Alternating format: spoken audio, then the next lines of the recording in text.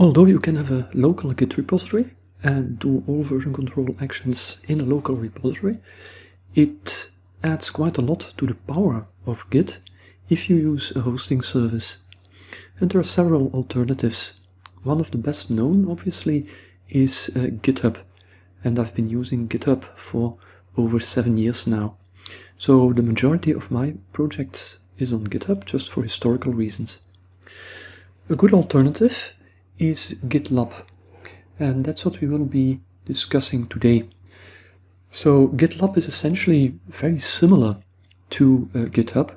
Now, a few things which make it for certain things more convenient. One of them is that it's much easier to deal with groups and subgroups of users of your repositories. So that is much more convenient on Gitlab than it is on GitHub. Another thing is basically for continuous integration, Gitlab has built-in options, while for GitHub you typically have to use third-party options. However, this is changing, so also GitHub is working more and more to do continuous integration on its own servers. A very good alternative for KU Leuven researchers and PhD students is essentially the Gitlab hosted at KU Leuven. So it has all the features of Gitlab. However, if you want to collaborate with non-KU Leuven people, you would have to do that through guest accounts, which you can request, but this may be somewhat less convenient for some. On the other hand, you are sure that everything is stored on-premise and that your code is in the KU Leuven domain. You can have public repositories, so that are accessible for other people. You can also have private repositories, as with any of these services. I'll typically be using Gitlab here, because that is the choice that KU Leuven made, and also, for instance, Data Science Institute at the University of Hasselt also decided to use Gitlab, so I'm going to use that. The first thing you typically do when you start working on a new project, or you want something under version control, is you create a new project. And it's very easy. You just click the new project button. Then you get a form with a number of things that you can change. So basically it will be in the namespace Geert-Jan Beks, so it is a private repository. And then you have to pick a project name, and essentially that is whatever you want. Of course it should be unique. I mean, I can't pick any of the 3 which are suggested here, because those are already existing projects. So let's make this Gitlab tutorial.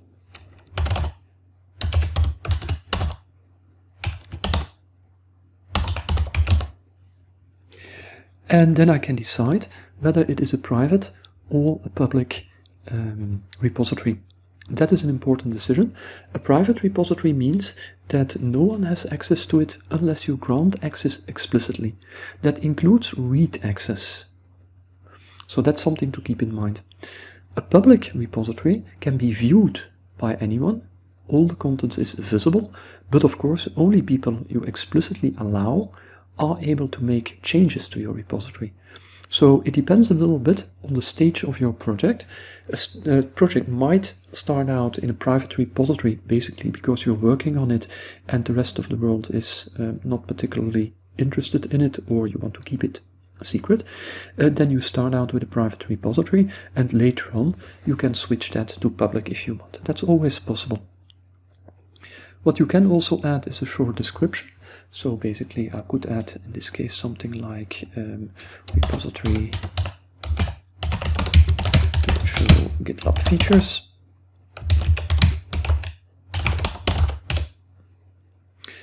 And you can initialize it. I will make this public, and I'll initialize it with a README file. So that is convenient because each repository really should have at least a top-level README file, and Gitlab creates it automatically for you.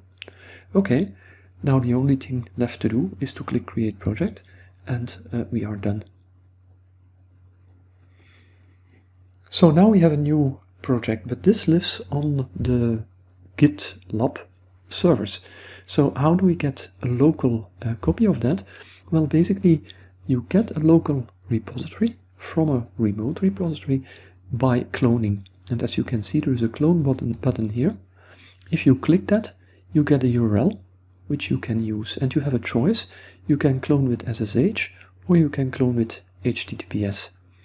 I normally use SSH, but HTTPS also works nicely. So you can just click here in order to copy the repository, the link to the repository.